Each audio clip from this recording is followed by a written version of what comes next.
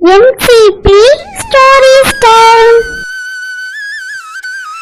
அழகாப்பூருங்கிற ஒரு காட்டுல சில பறவை குடும்பங்கள் வாழ்ந்து வந்தாங்க. அந்த பறவைகள் ரொம்ப ஒற்றுமையாகவும் சந்தோஷமாகவும் வாழ்ந்து வந்தாங்க. அதே காட்டுல ஒரு முட்டாள் கழுகும் வாழ்ந்து வந்துச்சு.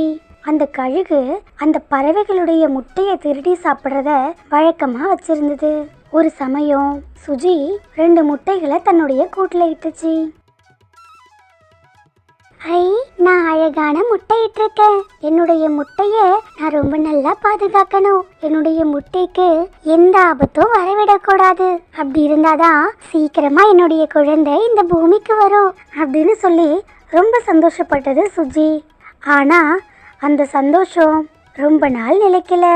இந்த விஷயத்தை தெரிஞ்சுக்கிட்ட அந்த முட்டாள் கழுகு அந்த முட்டையை திருடுறதுக்காக நேரம் பார்த்து காத்திருந்துச்சு. கொஞ்ச நாளுக்கு அப்புறம், போதும் போதும், நான் பொறுத்தது போதும், இதுக்கு மேலே நான் பொறுக்க முடியாது, பொங்கி எழ வேண்டியது தான். இன்னைக்கு ராத்திரியா போய் அந்த குருவியோட முட்டைய அந்த குருவிக்கு தெரியாம திருடிட்டு வந்துடுறேன் அப்படின்னு நினச்ச அந்த கழுகு அன்னைக்கு ராத்திரி சுஜி தூங்கின பிறகு சுஜியினுடைய வீட்டுக்கு போணுச்சு. அங்கே சுஜியினுடைய வீட்டில் இருந்த 2 முட்டைகளையும் எடுத்துக்கிட்டு தன்னுடைய வீட்டுக்கு வந்துருச்சு. மறுநாள் பொழுது விடிஞ்ச பிறகு, ஐயோ கடவுளே, என்னுடைய முட்டைகள் காணாம போயிடுச்சு. அந்த கழுகினுடைய கண்ணுக்கு தெரியாம பாதுகாக்கணும்னு நினைச்சேன். ஆனா அந்த திமிரு பிடிச்ச முட்டாள் கழுகு எப்படியோ என்னுடைய முட்டை இருக்கிறத தெரிஞ்சுக்கிட்டு மறுபடியும் திருடிட்டு போயிடுச்சு. இனிமேல் நான் என்ன பண்ணுவேன் அப்படின்னு சொல்லி ரொம்ப கஷ்டப்பட்டுச்சு சுஜி. அப்புறம் கொஞ்ச நாளுக்கு பிறகு சுஜியினுடைய பக்கத்து வீட்டில் இருந்த சிட்டுக்கிளி தன்னுடைய கூட்டில் 2 முட்டையை இட்டுச்சு. நானாவது இந்த முட்டையை ரொம்ப நல்லா பாதுகாக்கணும். பாவம் அந்த சுஜி அவளுடைய முட்டையை அந்த கழுகு கிட்ட பறி கொடுத்துட்டா. நானும் அந்த மாதிரி பறி கொடுத்துடக்கூடாது. நான் எப்படியாவது என்னுடைய முட்டைகளை பாதுகாத்தாகணும் அப்படின்னு சொல்லி ரொம்ப விழிப்போட அந்த சிட்டுக்கிளி தன் முட்டையை பாதுகாத்துச்சு. அட, இந்த முறை அந்த சிட்டுக்கிளி முட்டையிட்டு இருக்கா? ஹாஹா, எனக்கு தெரியாம அதை பாதுகாக்கணும்னு நினைப்பாங்கல்ல, அது எப்படி சொல்ல முடியும்? நான் தான் இருக்கேன்ல, சும்மா விட்டுருவேனா? இருக்கட்டும் இருக்கட்டும், அந்த முட்டைய எப்படி எடுக்கிறேன்னு மட்டும் பாருங்க அப்படின்னு நினச்சிட்டு இருந்தது அந்த கழுகு. மறுபுறத்தில் சிட்டுக்கிளி என்னதான் அந்த முட்டைகளை பகல் முழுக்க ரொம்ப கவனமாக பாதுகாத்தாலும் இரவுல சிட்டுக்கிளிக்கு கொஞ்சம் தூக்கம் தேவைப்பட்டுச்சு.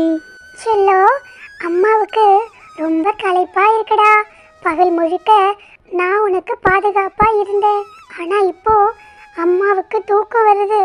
அதனால நான் கொஞ்ச நேரம் மட்டும் தூங்கிக்கிறேன், சரியா? அதுவரை நீ சமத்தா உள்ள இருக்கணும் அப்படின்னு சொன்ன அந்த சிட்டுக்கிளி கொஞ்ச நேரம் கண் உறங்கி தூங்க ஆரம்பிச்சது. அந்த நேரத்துக்காக காத்திருந்த அந்த முட்டாள் கழுகு சிட்டுக்கிளியினுடைய வீட்டுக்கு வந்து சிட்டுக்கிளியினுடைய வீட்டில் இருந்த 2 முட்டைகளையும் எடுத்துட்டு போயிடுச்சு. மறுநாள் பொழுது விடிஞ்சதும், ஐயோ, என்னுடைய முட்டைகளும் பறி போயிடுச்சு. நான் பகல் முழுக்க கவனிச்சேன். அந்த இரவுல கொஞ்ச நேரம் தூங்கினேன். அதுக்குள்ள அந்த கழுகு என் முட்டையை திருடிடுச்சே. அந்த கழுகுக்கு கடவுள் நல்ல தண்டனையை கொடுப்பாரு அப்படின்னு சொல்லி ரொம்ப பாவமா சிட்டுக்கிளி அழுது புழமுனுச்சு. இப்படி சில நாட்களுக்கு பிறகு அடுத்து பக்கத்தில் இருக்கிற ரோசின்ற பறவையும் முட்டையிட்டுச்சு. ஐயா, ஜாலி ஜாலி, நான் முட்டையிட்டு இருக்கேன். இன்னும் கொஞ்ச நாள்ல என்னுடைய முட்டைகள்ல இருந்து என்னுடைய குழந்தைகள் வந்துடுவாங்க. நான் அவங்க கூட ரொம்ப ஜாலியா விளையாடுவேன், இந்த காட்டை சுத்தி காட்டுவேன் அப்படின்னு நினைச்சு சந்தோஷப்பட்டுச்சு ரோசி. ஆனா இந்த விஷயம் தெரிஞ்ச அந்த கழுகு அன்னைக்கு ராத்திரியே ரோசியினுடைய வீட்டுக்கு வந்து ரோசி தூங்கினதுக்கு அப்புறம் ரோசியினுடைய முட்டைகளை திருடிடுச்சு. மறுநாள் காலையில் எல்லா பறவைகளை மாதிரியும் ரோசியும் ரொம்ப அழுது புலம்புனுச்சு. கொஞ்ச நாளுக்கு பிறகு அங்கே வாழ்ந்த ராணிக்காகமும் தன்னுடைய கூட்டில் 2 முட்டைகள் இட்டுச்சு. எப்படியோ ஒரு வழியா முட்டைகள் இட்டாச்சு. ஆனால் இந்த முட்டைகளை எப்படி அந்த கழுகினுடைய கண்ணிலிருந்து பாதுகாக்க போறனோ தெரியல. இங்கே இருக்கிற எல்லா பறவைகளும் அவங்களுடைய முட்டைகளை பறி கொடுத்துட்டாங்க. அடுத்து இந்த கழுகு என்னுடைய முட்டைக்கும் குறி வச்சிருக்கும். என்ன நடக்க போகுதோ அப்படின்னு நினச்சிட்டு அன்னைக்கு ராத்திரி தன்னுடைய வீட்டில் தூங்க ஆரம்பிச்சது ராணிக்காகம். வழக்கம் போல இந்த விஷயத்தை தெரிஞ்சுக்கிட்ட அந்த கழுகு அன்னைக்கு ராத்திரியே ராணிக்காகத்தினுடைய வீட்டுக்கு வந்து ராணிக்காகத்தினுடைய முட்டைகளை திருடிடுச்சு. மறுநாள் ராணிக்காகமும் எல்லா பறவைகளை மாதிரியும் அழுதுச்சு. இப்படி அந்த பறவைகள் ஒவ்வொரு முறையும் மாறி மாறி முட்டையிடுறதும் அதை அந்த கழுகு திருடுறதும் வழக்கமாகவே இருந்துச்சு. இதனால பாதிக்கப்பட்ட அந்த பறவைகள் ஒன்றா கூடி பேசினாங்க. நண்பர்களே, நம்ம ரொம்ப கஷ்டப்பட்டு நம்மளுடைய முட்டைகளை பாதுகாக்க வேண்டியிருக்கு. அப்படி பாதுகாத்தாலும் அந்த கழுகனுடைய பிடியிலிருந்து நம்ம முட்டைகளை பாதுகாக்க முடியல. அதனால நாம் அந்த கழுகுக்கு ஒரு முடிவு கட்டியே ஆகணும். ஏ சுஜி, என்ன பேசுற நீ? 10 பேர் ஒன்று கூடனா பாம்பு சாகுமா? ஆமாம் ஆமாம், ராணிக்காகம் சொல்கிறது ரொம்ப சரி. என்னதான் நாம் எல்லாரும் ஒன்றா சேர்ந்தாலும் அந்த கழுகை ஒன்றும் பண்ண முடியாது. அந்த கழுகு ரொம்ப பலமானது. என்ன பேசுகிறீங்க நீங்கள்லாம்? வீரனுக்கு வாள் தேவையில்லையே. நாம் நம்மளுடைய புத்திசாலித்தனத்தை பயன்படுத்தி அந்த கழுகை ஜெயிச்சிடலாம். அந்த கழுகு நம்மளை விட பலமானதாக இருக்கலாம், ஆனால் நம்மளுடைய புத்திசாலித்தனத்துக்கு முன்னாடி அந்த கழுகால் ஒன்றும் பண்ண முடியாது. அந்த கழுகு ரொம்ப முட்டாள். அப்படி நாம் என்னதான் பண்ணி அந்த கழுகை ஜெயிக்க முடியும் அப்படின்னு சொல்லி பேசின அந்த பறவைகள் கழுகை ஜெயிக்கிறதுக்காக ஒரு திட்டம் போட்டாங்க. அதிலிருந்து கொஞ்ச நாட்களுக்கு அப்புறம் சுஜி மறுபடியும் தன்னுடைய வீட்டில் 2 முட்டைகள் இட்டுச்சு. ஆனால் இந்த விஷயம் கழுகினுடைய காதுக்கு வர்றதுக்கு முன்னாடியே சுஜி ஆற்றங்கரைக்கு வந்து அங்கே முட்டைகள் மாதிரி இருக்கிற கூழாங்கற்களை எடுத்துகிட்டு வந்து தன்னுடைய வீட்டில் அதுக்கு வண்ணம் பூசி தன்னுடைய முட்டைக்கு பதிலாக தன்னுடைய கூட்டில் அந்த கூழாங்கற்களை வச்சுது. அப்புறம் சுஜி தன்னுடைய முட்டைகளை மறைச்சி வச்சது. அப்புறம் கழுகும் சுஜி முட்டையிட்ட விஷயத்தை தெரிஞ்சுக்கிட்டு வழக்கம் போல சுஜியினுடைய கூட்டுக்கு வந்து அங்க இருந்த கூழாங்கற்களை முட்டைன்னு நினைச்சு திருடிட்டு போனுச்சு. அப்புறம் அது கூழாங்கற்கள்னு தெரியாத அந்த முட்டாள் கழுகும் அந்த கூழாங்கற்களை முட்டைன்னு நினைச்சு விழுங்கிடுச்சு.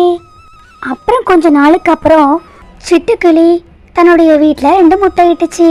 சிட்டுக்கிளியும் சுஜிய மாதிரியே ஆற்றங்கரையிலிருந்து கூழாங்கற்களை எடுத்துட்டு வந்து அதுக்கு வண்ணம் பூசி தன்னுடைய கூட்டில் வச்சது. அப்புறம் தன்னுடைய முட்டையை அங்கிருந்து மறைச்சி வச்சது. இது தெரியாத கழுகு வழக்கம் போல முட்டைன்னு நினச்சி அந்த கூழாங்கற்களை அங்கிருந்து திருடிட்டு போய் முட்டைன்னு நினச்சி அதையும் விழுங்கிடுச்சு. அப்புறம் கொஞ்ச நாளுக்கு அப்புறம் மறுபடியும் ரோசி குருவி தன்னுடைய வீட்டில் 2 முட்டை இட்டுச்சு. ரோசி குருவியும் அந்த பறவைகளை மாதிரியே கூழாங்கற்களுக்கு வண்ணம் பூசி தன்னுடைய வீட்டில் வச்சது. அப்புறம் தன்னுடைய முட்டைகளை மறைச்சி வச்சது. இது தெரியாத அந்த கழுகும் வழக்கம் போல அந்த கூழாங்கற்களை எடுத்துட்டு போய் முட்டைன்னு நினச்சி அதையும் விழுங்குச்சு. அடுத்த முறை ராணிக்காகவும் தன்னுடைய வீட்டில் முட்டையிட்டுச்சு. ராணிக்காகமும் அதே போல கூழாங்கற்களுக்கு வண்ணம் பூசி வச்சது.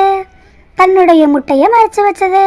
இந்த விஷயம் தெரியாத அந்த முட்டாள் கழுகு அந்த கற்களையும் முட்டைன்னு நினச்சி விழுங்குச்சு. இப்படி எல்லா கூழாங்கற்களையும் அந்த கழுகு விழுங்கினதால அன்னைக்கு கழுகுக்கு பயங்கரமான வயிற்று வலி வந்துச்சு. ஐயோ, எனக்கு பயங்கரமாக வயிற்று வலிக்குது. இப்போ நான் என்ன செய்வேன்? என்னை யாராவது காப்பாத்துங்க, கடவுளே என்னை காப்பாத்துங்க அப்படின்னு சொல்லி கதறி அழுதுச்சு. ஆனாலும் பாவம் அந்த கழுகு பரிதாபமா இறந்து போச்சு. ஒரு வழியா அந்த பறவைகளுக்கு இருந்த பிரச்சனையும் முடிஞ்சது. அதிலிருந்து அந்த பறவைகள் தங்களுடைய முட்டைகளை பாதுகாப்பா அடைக்காத்து அதிலிருந்து வர்ற தங்களுடைய பிள்ளைகள் கூட சந்தோஷமா வாழ்ந்தாங்க. நண்பர்களே, இந்த கதையிலிருந்து நாம தெரிஞ்சுக்கிறது என்னன்னா, சிலரை நம்முடைய பலத்தால் ஜெயிக்க முடியலைனாலும் நம்மளுடைய புத்திசாலித்தனத்தால் ஜெயிக்க முடியும். அதனால நாம் நம்முடைய புத்திசாலித்தனத்தை பயன்படுத்தி ஜெயிக்கணும். நண்பர்களே, இது சப்ஸ்கிரைபர் விருப்பத்திற்கான நேரம். Hi Sumathi, hi Menaka, hi Chitra. இன்றைய தினம் பிறந்தநாள் கொண்டாடும் அனைத்து உறவுகளுக்கும் எனது இனிய பிறந்தநாள் நல்வாழ்த்துக்கள். இன்றைய கதைக்கான கேள்வி: இந்த கதையில் வரும் சுஜுக்குருவி முட்டையின் நிறம் என்ன? இந்த கேள்விக்கு சரியான ஆன்சர் உங்களுக்கு தெரிஞ்சா கமெண்ட்ல சொல்லுங்க. உங்களுடைய பெயரும் நெக்ஸ்ட் வீடியோல வரும். இதுவரை நீங்கள் அனைவரும் அளித்து வரும் அன்பிற்கும் ஆதரவிற்கும் மிக்க நன்றி. இந்த வீடியோ உங்களுக்கு பிடிச்சிருந்ததுன்னா நம்ம சேனலை லைக் பண்ணுங்க, சப்ஸ்கிரைப் பண்ணுங்க, ஷேர் பண்ணுங்க. நம்ம சேனலுக்கு சப்போர்ட் பண்ணுங்க. தேங்க்ஸ் ஃபார் யுவர் வாட்சிங்.